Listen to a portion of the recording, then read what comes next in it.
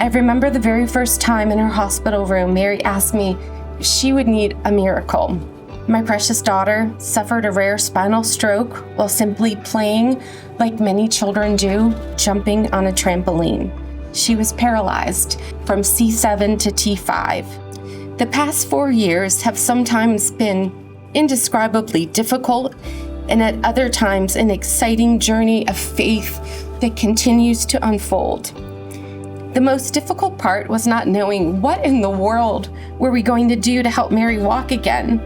So this mom went on researching options, and the Ekso Bionics exoskeleton rose to the top of that list. Ekso was designed for those who had suffered spinal cord injuries and strokes, and it had superior gait training, smart technology that checked all the boxes that Mary needed. Initially, I think I annoyingly emailed every single person on their website out of desperation.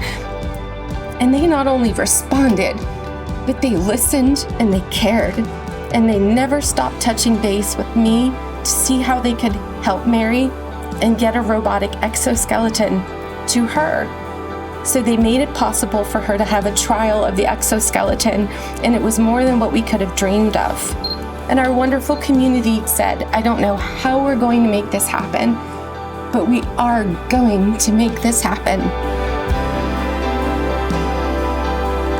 And they reached out to AHN, and together they came together with the West Penn Foundation. And here we are today,